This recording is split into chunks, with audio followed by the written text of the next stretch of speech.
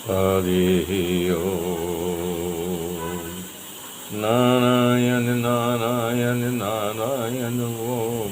श्रीमन्नारायण नारायण नारायण ओम। नारायण नारायण नारायण ओम। नारायण नारायण नारायण ओम। श्रीमन्नारायण नारायण नारायण ओम। नारायण नारायण नारायण ओम। नारायण नारायण नारायण ओम। श्रीमन्नारायण नारायण नारायण ओम। ओम नमो भगवते वासुदेवाय। ओम परमात्मने नमः। एक बार महाराज प्रीवत को विचार आया कि ये सूर्य भगवान पृथ्वी के आधे भाग में प्रकाश देते हैं और आधा भाग अंधेरे में रहता है, तो ये उचित नहीं है।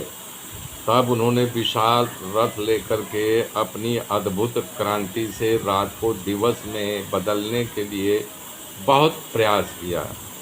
भगवान सूर्य की गति से उन्होंने अपने रथ को चलाया और उस रथ के पहिए से जो निशान पड़ा वो भविष्य में 7 समंदर के नाम से विख्यात हो गया। पृथ्वी के 7 भाग बन गया। तभी पृथ्वी को सप्तद्वीप वसुंधरा कहा जाता है। जम्बू, पलाक्ष, सालमाली, कुश, कौन, शाक, पुष्कर, ये 7 खंड हैं। ये धरती हमारी सब दीपा के नाम से प्रख्यात हो गई। हमारे धरती के 7 खंड हैं। बता रहे हैं जम्बू द्वीप में छारोद, यहाँ का समंदर का पानी खारा है। पलाश द्वीप इसे पानी को ईख का रस, जैसे गन्ने का रस का स्वाद आता है, ऐसे पलाश द्वीप का की स्वाद पानी का रस जैसे है।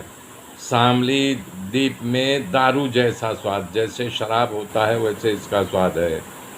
कुश द्वीप, इसके जल में चिकास रहता है, जैसे घी वगैरह में चिकना चिकना रहता है, ऐसे इसमें चिकनाहट रहती है।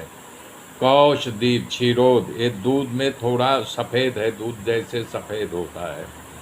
साकल द्वीप, दधि मंदोय, मट्ठे के जैसा, जैसे दही को मथ डालो तो वो मट्ठा बन जाता है, तो मट्ठे जैसा स्वाद है।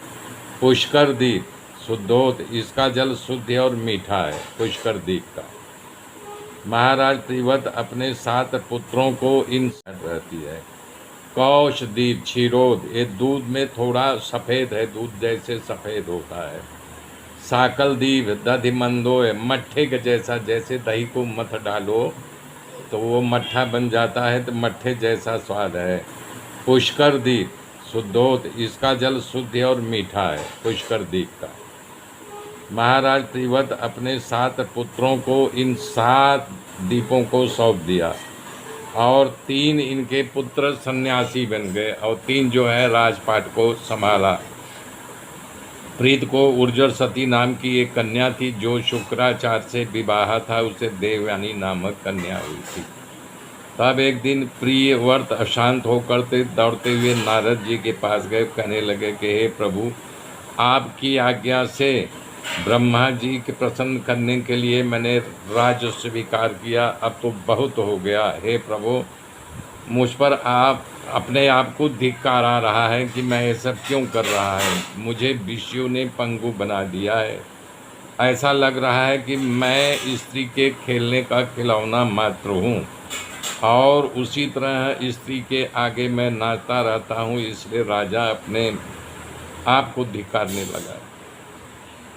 भगवान से उनकी विवेक बुद्धि जो है हर ली है, मुझको ऐसा लग रहा है क्या। इस प्रकार से नारद जी के सामने उन्होंने प्रार्थना किया। अपने पुत्रों को समग्र राज सौंप करके, जैसे प्राण निकल जाने के बाद शरीर नाकाम हो जाता है, उसी तरह मृत देह की भांति सभी सुखों का त्याग करके वो वन में चले गए। जब पिता प्रीवत तपस्या करने गए, तब जम्बूद्वीप का शासन करने के लिए अग्निध्र महाराज शासन करने लगे। बहुत समय तक उन्होंने राज्य किया। पिता का वैराग्य का संसार उनके अंदर था, इसलिए उनके अंदर भी वैराग्य जगा। तब ब्रह्मा जी के दरबार की गायिका पूर्वचिति नामक अप्सरा वहाँ आई और उनको देख करके अग्निवीर राजा मोहित हो गए और उसके साथ विवाह कर लिया। पूर्वचिति अप्सरा से अग्नित महाराज के यहाँ नाभि, किंग पुरुष, हरिवर्ष, इलवर्त, रम्यक, हिरण्मय, कुरु, भद्रासो और केतुमाल नामक 9 पुत्रों का जन्म हुआ। मेरे मित्रों, मेरे साथ जुड़े रहिए, आगे की गाथा कर जोड़ूंगा।